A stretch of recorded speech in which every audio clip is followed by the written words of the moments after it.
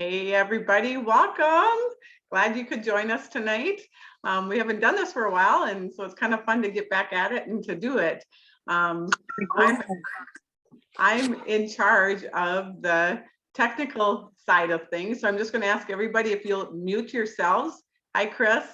If you could just mute yourself, that would be awesome, because I don't know how to do it on my end, and so we'll just have to go that way. And maybe somebody could type that in the chat too, so people know that they need to mute themselves when they get on. That'd be good. I'm going to share my screen so we can get started. And let's see. There, can you all see that? Are we good? Okay, sounds good. So we're going to go ahead and we're going to get started tonight. We're doing digestion, the key to health.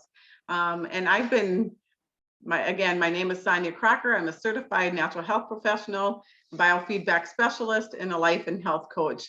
And I've been talking about gut health since probably 2007. And how I got started with it, I'll just give you a background, a little bit of what happened to me and what kind of pushed me to even be speaking to you here tonight.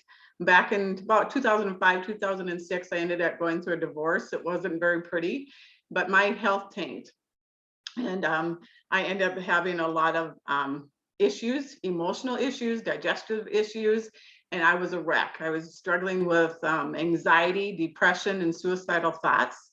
And I just was not in a good place at all. But thankfully, a friend of mine suggested that I go and have biofeedback done. And I didn't even know what biofeedback was. But I thought I was at a point where I needed to do something. I was in that, I just was not in a good place. So I went to have biofeedback done, and the guy sits me down, he starts talking to me about digestion. And I looked at him and I said, dude, I literally think I'm going crazy, and you're talking to me about digestion. And he said, just trust me, Sonya, trust me. So that's how I got started with it. And lo and behold, when I got my digestive system working the way it should, my hormones started to come back into balance, and my brain started to work like it should. And I was able to handle the stresses in life that I was dealing with. And he gave me a line back then. Well, I forgot about this, the disclaimer. I just need you to know that your health is your business. Any changes you make based on the information presented tonight should be cleared by a medical professional. We do not diagnose, treat, or cure disease. And this information is meant only for you to make informed decisions about your own personal health. So a line that he gave me way back when is, let's see if I can, did I mess something up here? Way back then, he said to me, if you're at dis-ease in your gut, that means uncomfortable in your gut, such as gas, bloating, heartburn, diarrhea, constipation, itchy anus, any of those kind of things going on, it will eventually lead to disease elsewhere in your body. And then we talked about pooping. And so tonight we're going to talk about pooping as well too. Elimination is key. If you don't poop, your body will find ways to poop for you. Examples of that would be your acne, arthritis, and people are going, what does pooping and digestion have anything to do with arthritis? And it has everything to do with it. And then eczema and psoriasis, just for example. The last mode of elimination for our bodies to make or use is through the skin. So when we see things coming out in the skin, that's a telltale sign that you're not eliminating through the major ways that we should be. And that's going to be, you're not pooping it out, you're not peeing it out, you're not breathing it out, you're not sweating it out, and the toxins are showing up in the skin. And so that's something to be looking at. So symptoms of improper digestion or intestinal toxemia. I took a class, Dr. Howard Loomis class, and this is a chart that I got way back from him way back in probably 2006. And he was talking about enzymes and the key to health. And so we look at this chart, and we look at gastrointestinal gas, bloating, constipation. That has everything to do with digestion, right? But look at all the other areas, your skin, your hair, your nails, your eyes, your ears, your urinary tract, cardiovascular. I struggled with tachycardia ever since I was in high school. It wasn't until I started figuring out that I needed to be hydrated. I needed magnesium, and my digestion needed to be better. And that's pretty much has taken care of the tachycardia. But this is personally where I was at, that nervous system, that depression, that anxiety, excessive worry. I couldn't think, I couldn't concentrate. I would be doing 20 things at one time. I'd forget to pick up a kid at school. I mean, or, you know, it was just, I was just not in a good place at all. But I had a lot of the other issues going on as well too. So if you can see respiratory, asthma, lung infections, all of that, they're all, even bad breath can be a sign of improper digestion. The normal food transit time should be 12 to 18 hours from the time that you eat something to the time that you're eliminating it, okay? And one way you can figure this out, we say eat corn or chipotle black beans. And you'll notice that when you eat it, and then time it when you see it coming out, because neither of those do digest all that well. Bowel movements, we should be having optimum health. We should be having 3 bowel movements a day. We eat, you poop, we eat, you poop, you eat, you poop. It's kind of like your pets, right? You feed your pet, and within 30 to 40 minutes, you have to let that animal out to go to the bathroom. And that's exactly how our systems should be working. But most people aren't at all. Good health is 2 times a day, fair health 1. And if you're going less than 1 time a day, we definitely need to be doing something about it. And if we also, I think the longest I've had somebody, it was like 4 to 5 weeks that they didn't poop. Can you imagine how miserable they were? Migraines, telltale sign that digestion is off, or sinus infections. And they were dealing with so many things because they were not eliminating. And then if you have kids, and we say if they have pop can sized turds, sounds kind of terrible, but you're wondering, like, how did that come out of that little guy? We need to do something about that, because that's not healthy. It's telling you right off the bat that their gut microbiome is out of balance. And if it's that happening at that young of an age, you're going to have problems later on if it's not addressed. And you'll find that a lot of kids who are ADD, ADHD, they have issues with constipation as well too. And I was doing this talk for a bunch of older ladies, and this is kind of like TMI, but one of the gals said, oh, when we have big poops like that, we have a poop stick. And I said, what's a poop stick? And she goes, oh, we have it in the bathroom, and we just chop up the poop so we can flush it. And I'm like, oh my word. And then another lady said, oh, we had one too. It was called a poop knife. They actually had a knife in their bathroom, and they just cut things up so that it could flush. So let me tell you, I want you to be using Probio 5, and so you don't need a poop stick to flush your toilet. I was just like, I'm still just like, oh my word, never heard of that until that day. Kind of interesting. Oh, didn't warn you, but here's the poop chart. If we look at type 1 and type 2, we look at constipation, right? And probably dehydration plays a big role in that. And we look at the other end, we got inflammation, when you're way too loose, and absorption issues. Something's happening where you're having some issues, and the gut microbiome is out of balance. We want to really be between 3 and 4 is ideally what our stools should be looking like. And I'll print this off for kids too, because we want to be talking about pooping. Pooping is not a bad thing. Everybody poops. And you want to be aware of how often your kids are pooping too. You can even find that behaviors may be off when kids are not pooping as well too. And it'll be harder for them to learn. And so many other things can happen just because they're not eliminating. So let's talk about the rules of the stomach. I've been teaching the rules of the stomach again since 2007. And just by following these rules, you're going to see that they will benefit you, whether you take supplements or not. You will find some benefit in these. But again, I always talk about restoring that gut microbiome and getting that healthy. So first rule of the stomach is to drink no more than 3 to 4 ounces of water with your meals. Reason for this is that I was looking to see if I was recording, but I think it is. Sorry, I got sidetracked. But 3 to 4 ounces of water with your meals, because when you drink too much liquid with your meals, I say you have a weak stomach. You're allowing that liquid to do the job that your stomach was supposed to do, and you're prematurely going to dilute the acid in the stomach, and it's going to send a message to your brain that says, dump that food into the small intestine. Okay, so that pyloric sphincter at the bottom of the stomach will open up, and that food is going to be prematurely pushed into that small intestine. The first part of your small intestine is called the duodenum, and that's predominantly where most absorption takes place. Okay, and that's going to be absorption of your vitamins, your minerals, and all the good things you need in order for your body to function. Okay, when this is not happening and you prematurely push food into that small intestine, a lot of times you can have what's called leaky gut, or you're going to be passing and absorbing, say, proteins, fats, extra sugar, all of that kind of stuff into your bloodstream, and you're going to have more inflammation in your body just because you prematurely push that food into that small intestine. So again, only 3 to 4 ounces of water with your meals. And then we say no coffee with your meals. I tell people I'm not old enough to drink coffee yet, because I don't think it's as beneficial for us as we think. A lot of times you'll find coffees, unless you maybe are grinding your own and have some organic beans or whatever, you're going to find that coffee has a lot of heavy metals in it. And it's not as healthy for you as what you would think.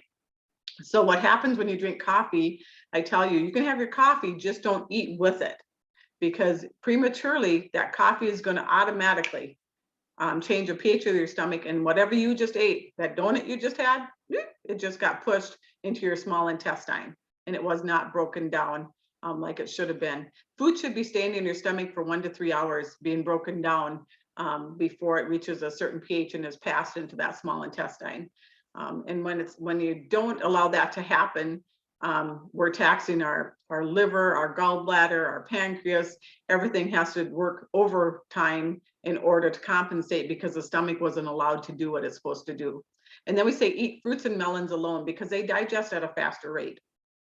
And so they too can change that pH. So say if you eat a steak and you have a fruit salad with it, not saying that you can't ever do it, but when you do, a lot of times what will happen is that fruit ferments, it digests faster, and so that steak is prematurely going to be dumped in that small intestine. And so you'll be thinking, oh my gosh, it feels like it's sitting right here, you know, and it probably is. It's probably sitting there like, trying to be broken down, and you may be miserable because of it. And then I also tell you to eat fruits whole. Whenever you take fruit and you change it from its natural state, so you put it in a fruit smoothie, you are changing that fruit into a simple carb. So I used to be big on doing my morning smoothies, and I'd have my greens with it. I'd have my fruit, and I'd mix it all together in ice, and it was just, oh man, it tasted so good. And I took a class, and the gal said, she goes, well, when you do that, you're changing that fruit into a simple carb. And when you do that, it's like eating 2 candy bars for breakfast. Because when you change it into a simple carb and take it out of its whole form, you are taking the sugars and making them more easily absorbable. Whereas if you eat it whole, your body has that chance. It's a slow release of sugar rather than a dump of sugar, if that makes sense. Okay, so we say eat your fruits whole rather than putting in fruit smoothies. Not that you can't ever do it, but don't make it a habit of doing it, because it will affect your blood sugars. And then you look at all these people that are paying $6, $7 to have that fruit smoothie when they go through, either, I think you can get them at Caribou, and even some different places have just smoothie shops, and they're spending a lot of bucks, and really they could just as well go out and eat a couple candy bars for that. But anyway, so small meals are better quality, not quantity. And then we say eat slow, chew, and savor your meal. I tell people we don't chew our food. And most of our carbs are starting to be broken down in our mouth with amylase, and so the enzyme. And so when that's happening, we're breaking down that, and that's the start of digestion, okay? Take a carrot, chew a carrot until it's mush in your mouth. The longer you chew it, the sweeter it's going to taste. And then I tell people then take a French fry, say like a McDonald's French fry, and chew it until it's mush in your mouth. The longer you chew it, the worse it's going to taste. and you'll be spitting it out. Thus it's called fast food, because if you didn't eat it fast, you probably would not want to eat it. Just try that.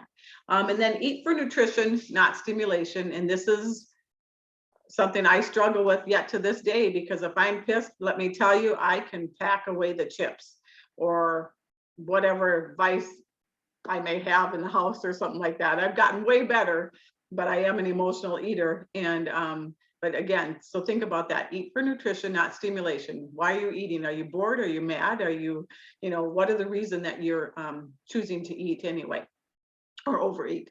And then we say to don't eat for 1 to 3 hours before going to bed. And the reason for this is because your body is regenerating at night. It's kind of like you're giving your organs a bath, especially it'll be probably your gallbladder, your liver, your lungs. I believe those are the ones that regenerate during the evening. And so you want to go to bed on an empty stomach if you can. All right.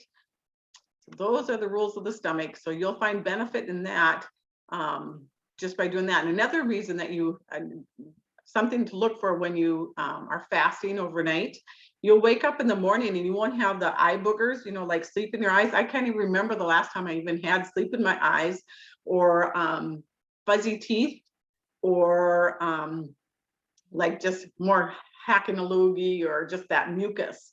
So just try that alone. Just don't eat before you go to bed, and you'll see it'll make a big difference with your health. And just like I said, the sleep in your eyes and that kind of thing, kind of fun to see. Hydration is vital for your overall health, for learning, for everything, just for flushing your system, all of that. Half your body weight in ounces is what we recommend. And so, and probably no more than 100 ounces of water, or I think a gallon is like 126 or something like that. But you can try it, but we want to make sure that we're drinking our water. We say sips, not gulps. So just throughout the day, be drinking your water, but then we say only don't drink large amounts of liquid with your meals. Drink 20 minutes before your meal or 20 minutes after your meal, but with your meal itself, give your time, only drink that 3 to 4 ounces of water. And then a big thing is electrolytes. It's not all just about the water, and Plexus has hit it out of the park. Elisha is reading a book, I can't remember the name of it, she might put it in the comments, but it's about electrolytes. So we're hoping that she'll share more with us and about how Plexus is spot on with the hydrate, because how long have we heard you can't have sodium? And now we have more people that are low in sodium and having more heart issues and issues that because their electrolytes are so out of balance. So the new Plexus Hydrate is amazing. And if you've tried the lemon lime one, oh my goodness, it's like my favorite. And then also another reason, a big reason to be hydrated is because you need one water molecule in order to flush a molecule of sugar out through the kidneys. So your kidneys need that water in order to process the sugar and flush it out of our systems. And how many people are walking around dehydrated, especially like think of the older people, oh, we can't drink because we have to go to the bathroom too much. Well, then they're dehydrated. Well, then they're not functioning, their brain's not working like it's supposed to. And they've even found that if they take kids and they have them before they take a test, all line up or have their water bottle and take drinks of water before they even take their test, they're going to do a lot better. And if you have little guys, and I can tell this especially in my grandsons, is if they're dehydrated, they're going to have a rooster. A lot of them will have a rooster standing up. And that tells me that their corpus callosum, that's the piece right in the middle of the brain, that's dehydrated. So it's really going to be hard to have that right brain, left brain connection. And so when you're hydrated, your thought processes are going to be a lot better as well. A healthy I'll add into that quick for you, Mom. Part where you were talking about the kidneys needing electrolytes and stuff like that too. It also needs salt. Mm-hmm. So yeah, you need water, but they also need salt. And so like you said, definitely add in that sodium, because your kidneys need it in order to be able to flush things properly. But good salt, not salt off of chips. Good, healthy sea salt. Yeah, and Alicia will share that with us. We'll get her back on to go over the book that she's been doing too. So thanks, Alicia, for that. A healthy microbiome is vital for our overall health too. So there are 500 species and 3 pounds, think about that, of bacteria in your gut. They say that you're actually 10 times more bacteria in and on your body than your cells in your body. So it's vital and important, so important to make sure that your microbiome, not only in the gut, but on the skin, is healthy, okay? And that little chemical factory, it helps digest your food, it produces vitamins, helps regulate your hormones, excretes toxins, and produces healing compounds that keep your gut healthy. Too many of the wrong ones, like parasites, yeast, or bad bacteria, or not enough of the good ones like lactobacillus, bifidobacteria, acidophilus, can lead to serious damage to your health. Okay, sugar. So let's look a little bit at sugar. We talked a little bit about it, but let's talk a little more about it. The average person in a year consumes 150 pounds of sugar. Think about that. That's a whole lot of sugar, but they're saying kids are consuming a half a pound of sugar a day. And I thought I read somewhere or saw somewhere that somebody was talking about gummies, the vitamin gummies that have a lot of sugar in them, and how much kids over a year's time, how much just those gummy vitamins are adding to the amount of sugar that they're taking on. And then we look at soda, you know, like pop. A can of Mountain Dew has like 40 grams of sugar in it. And so when you break that down, for every 4 grams of sugar, it's equivalent to 1 teaspoon of sugar. So say a can of Mountain Dew, or even like root beer, it's like taking and eating 9 to 10 teaspoons of sugar. So would you sit there and just take and eat 10 teaspoons of sugar out of a sugar bowl? You couldn't do it. But yet, in reality, you are drinking that. Think about that. That's something to, when you're having that. Not that you can't ever have that, but I just remember we used to have pop and it was a special thing. Now pop is a staple and people are drinking it all day long. And seriously, it can affect your system big time and disrupt your gut microbiome.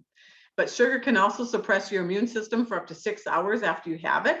So we talk about your immune system being healthy. You have sugar, it's going to lower your immune system. You're more apt to pick up on viruses or colds or whatever, and you can be sick. We say sugar season is between Halloween and Easter, and that's usually the holidays, right? And what are you doing? You're getting together with a lot of people. You're eating more sugar and snacks and goodies, and next thing you know it, everybody's got the flu or everybody's sick or something's going on there. So really watch your intake then too, sugar, especially during those seasons. And then sugar substitutes aren't much better. They decrease your immune function as well, but they also can affect your lymphatic system. And so, and they can cause diarrhea. So they're not much better. In fact, a lot of times they're more harmful than just regular sugar. And then sugar blocks the absorption of your B vitamins. Your B vitamins are your sugar vitamins, or your B vitamins are your stress vitamins. Okay, so isn't that funny that we take and it's kind of like a round robin type thing of what happens, because we get stressed out. What do? We eat sugar and then we're more stressed out. And so it's just depleting and making us more stressed out in the long run. So if you can get ahead of the game, and that's how we feel we can get ahead of the game, and we can get ahead of the sugar game with the Plexus products. And we'll talk a little bit more as that keeps going, because yeast feeds on sugar, right? So you crave those yeasty beasties, and they usually wake up about 2:30, 3 o'clock in the afternoon. You can be doing so good. Say you start a diet and you're doing really, really, really good until about 2:30, 3 o'clock in the afternoon. Next thing you know it, you have one chip, then you eat the whole bag, or you have one brownie and you eat half the pan. And because once you start feeding those yeasty beasties, it's like being addicted to cocaine. They say the brainwave patterns are almost identical. And sometimes they're even saying that sugar is more addictive than even cocaine or other things. But they do put sugar in almost everything. Sugar is in everything, including cigarettes. Did you know that there's 2 teaspoons of sugar in cigarettes? So it's not that you're necessarily craving the nicotine, because the nicotine in cigarettes isn't what it used to be, but they're probably craving the sugar. And so when they're vaping, you know what they're vaping? They're vaping sugar. So think about that. They're getting a ton of sugar, and it's very addictive. And it's also in chew or tobacco. So kind of interesting to see that. And then types of sugars to look for: high fructose corn syrup. You find that in everything, like even in your ketchup and stuff. cane sugar, cane juice, rice syrup, molasses, caramel, and most ingredients ending in OSE. We say gross, but OSE, dextrose, and those. So something to be looking at there. Yeast overgrowth. Let's take a look at this chart here. Candida overgrowth symptoms, another name for yeast, yeasty beasties, we say candida. Look at that chart that we looked at earlier about improper digestion. All of these things are on that chart, are they not? But so that a lot of that goes hand in hand. So that gut dysbiosis and that gut being out of whack and your microbiome being messed up can all be because of the yeasty beasties and because of candida. Look at skin and nail fungal infections. Inside the gut, it's yeast. Outside on the skin, it's a fungus. Okay. So it can cause digestive issues, gas, bloating, constipation, what we've talked about. Look at here, it can affect our brain, difficulty concentrating, poor memory, lack of focus, ADD, ADHD, or brain fog, irritability, mood swings, anxiety or depression, feeling tired, worn out. How many people you know that have to come home and take a nap, because they just can't function. And then autoimmune issues, think about that. Autoimmune issues, Hashimoto's, thyroid issues, rheumatoid arthritis, lupus, psoriasis, or multiple, or MS, go hand in hand with candida overgrowth. And interesting. And then skin issues, including, like we had talked before, eczema, psoriasis, hives, and rashes. And then remember I talked about with protein, I remember those gnarly hands that we saw. I forgot to mention the reason that they're gnarly like that is because it can be a part of it because of yeast overgrowth. And then when you have yeast overgrowth, you end up with leaky gut. But then when you have a lot of protein, it can be absorbed into your system and then it's stored in the joints. Okay, so then it starts to distort the joints and you end up with the gnarly fingers or more of the arthritic conditions. And then just vaginal infections and seasonal allergies. You'll see once you start getting your gut microbiome healthy, you're gonna, a lot of people, they don't have allergies anymore. And so that's really fun to see. And they don't have a lot of these other issues. It's very fun. So now what do we do? We follow the rules of the stomach that I mentioned earlier. You eat your fruit whole, right? You don't want to turn it into a simple carb. You drink half your body weight in ounces of water daily, plus add electrolyte drink. And our hydrate is second to none. It's an amazing, and the flavors are super good. I think it's the blueberry one, and then the lemon lime is my favorite. And then add the Plexus Triplex to your daily regimen. And we're going to talk a little bit about that. And then we say get active. And we do have an active energy drink too, an all natural one that is amazing as well. Like I said, Plexus goes over and above and beyond when they do things. I mean, their products don't just target one area. It usually does has multiple purposes, and what they do and how they come about getting things and test things and do things is unbelievable. They do a great job. Shopping guide. So when you go shopping, look for things with no enriched flour. And so like your breads and stuff, look, and if the first or second ingredient is enriched flour, find something else. No hydrogenated oils, no aspartame, sucralose, or artificial sweeteners. Look for things that are 2 grams of saturated fat or less. And then look at things that are 5 to 7 grams of sugar or less. And that's kind of hard to find, especially like you look at yogurts. Yogurts themselves, when you go to buy yogurts, a lot of them have like over 20 grams of sugar in just the yogurt. So if you, I think the Oikos ones have, I think 7 to 9 or 5 to 9. And those are really good. Sorry. And then we say take out the 4 whites from your diet. White rice, white potatoes, white flour, and white sugar. And that's almost impossible to do unless you get the gut microbiome healthy, then it's no problem. Once you get the yeast under control, because remember, yeast craves those things. And your carbs turn to sugar. So a lot of people say, well, I don't crave sugar things, but what do you crave? Oh, salty things. What's the salt on? It's on usually chips or something like that. So what changes do you see here? Sorry. And these are my beautiful girls.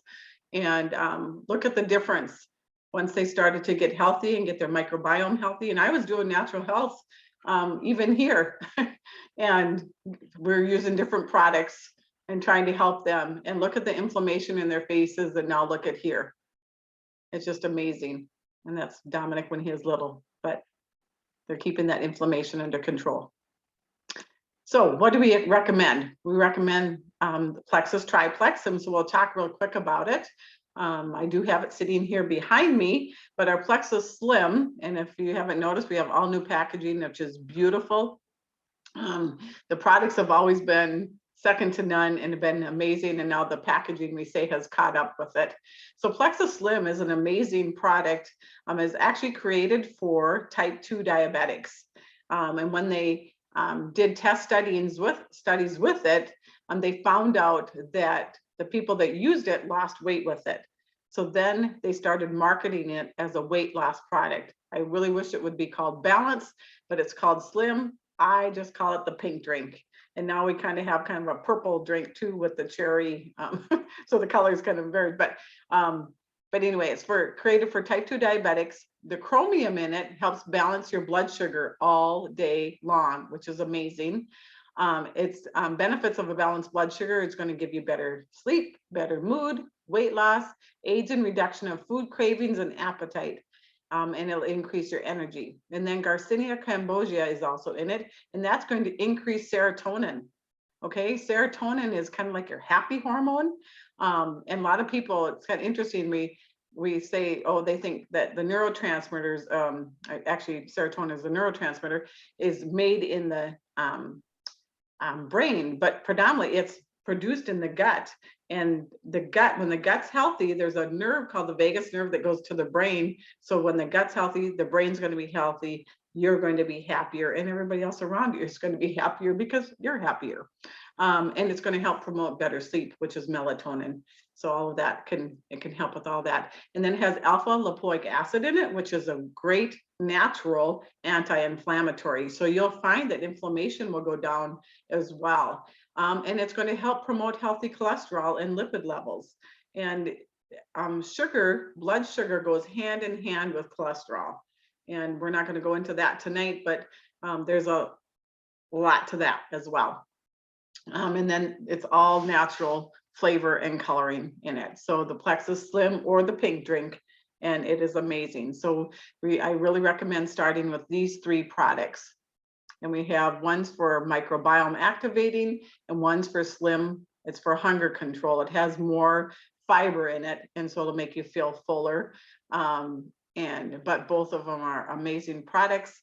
If you do have like a lot of inflammation in your gut or colitis or any of that kind of stuff, we say start slow, but I usually recommend having people start with a Slim hunger control, just because it won't be as hard on your system if you've already got inflammation with that.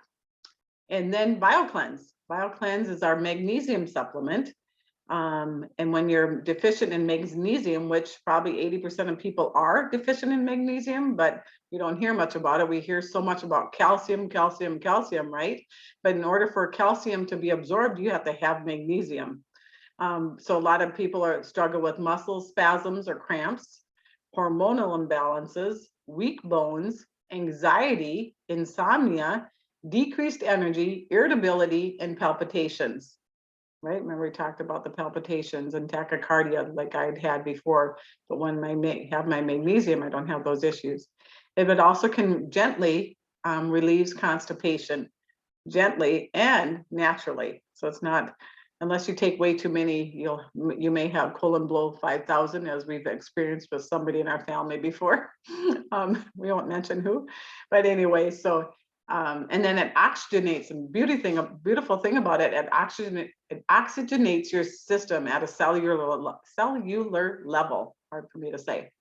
And an oxygenated system is amazing because there are some diseases out there that cannot survive in an oxygenated environment. So it's huge. It's a great product. Kind of not spoke about enough, I think, because it is vital for our health. And it's going to increase your metabolism, which can help and aid in weight loss. It's going to detox that intestinal tract, and your arteries. So it's helped, it kind of scrubs things and keeps things clean. And it's going to support collagen production. So your skin, your bones, your connective tissue, you're going to look younger and feel better. It's probably one of the best ways to get a facelift. And when you start getting healthier, you're going to see that your skin's going to look better. Lines on your face are going to go away. And I could even say that about myself, with just different lines on my face. The healthier I got, the better those aging lines got. And so it's been fun to see that as well too. And I didn't have to have Botox to do it. And then my favorite, all-time favorite product is ProBio 5. This is a digestive enzyme probiotic combo, and it just has been an amazing, this is what got us started using the Plexus products. Is my daughter Sarah had chronic yeast infections, and we had tried over 20 different probiotics, refrigerated ones, high CFU ones, you name it, we probably tried it, and nothing was touching her chronic yeast infections. And a girlfriend had recommended that asked me to try this, and I kept putting her off. And it was really out of desperation that we even started using these products. And I had said to Sarah that day, I just said, well, I think we should try that ProBio 5, since that 21st probiotic you're trying is not working. And she goes, well, I'll just get my money back. Well, that girl has more than gotten her money back. She got her health back, and that's even more important than the money. And she just feels good. And she really said within 5 days, she said she felt like this brain fog had lifted. And the doctors kept telling her, oh, you have mommy brain, you have mommy brain. And when she came to me and she said, I just feel like I can see again, that I can remember things again, and that I'm out of this fog. And then she started to cry, because she said, Mom, it was so bad that I could have been one of those moms that left my kid in the car. And I didn't realize that it was that bad. But believe me, I'm so thankful that ProBio 5 was our in with Plexus. And I'm just so thankful for where it's taken us and for what it has done for us. Again, I told you it's a digestive enzyme probiotic combo, and but it gets ahead of the game. Most of us have been putting probiotics in, and never getting ahead and getting rid of the yeast, right? We try to cut out all the sugar that we can, but as soon as we introduce it again, we're craving it again. But if you can repopulate and get your gut microbiome balanced, you're going to see that you're going to be able to stay away from those sugars. You're not going to crave them, and you can have them, but you don't have to have them. And there's a difference with that. And most of us, when we're born, we should be born with, say, 80% good bacteria and 20% bad bacteria. And over time, because of either our environment, sugar, antibiotics, whatever, we get flipped around, and we have 80% bad bacteria and 20% good. And then we're having all sorts of kind of issues, digestive issues. And so with ProBio 5, it can go in and can actually break down the outer shell of the yeast, and then our body can handle it and kill it off, and you can get ahead of the game then. We can repopulate the good bacteria and suppress the bad bacteria. And people say, well, why do we have yeast in our system anyway? What's that there for? And we say that it's to decompose our body when we die. But you think about that, most of us, when we have our gut microbiome is out of balance and we're having a lot of digestive issues, we're decomposing, our body's decomposing on a daily basis, okay? So you want to make sure you get that into balance, otherwise you're going to continue to have a lot of issues. And then the beauty about it, grapeseed extract with it is an antifungal, antibacterial, and antiviral.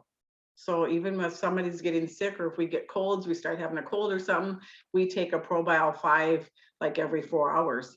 And you'll see that it's going to help recover from, say, colds and whatnot. And then it's also a good source of vitamin C. So those are our 3 products that we recommend for sure starting with. And if you have a gut, you have to have ProBio 5. I tell you, it's just, that's an amazing product. So we have question and answer time now, and I don't know if we want to stop recording, if I need to do that, or what do you guys think? You can unmute yourself and ask questions. Yeah, we usually stop recording. Okay, so I just have to figure out how to do that. So I see the little recording button, but I don't know how to undo it. So we might not. It says stop share. I don't know what that means. Nope, that's the stopping sharing your screen. So there should be in like the upper or wherever it says recording, if you just click on the recording. Yeah, I did button. that and it didn't do it. Oh, stop recording. I found it.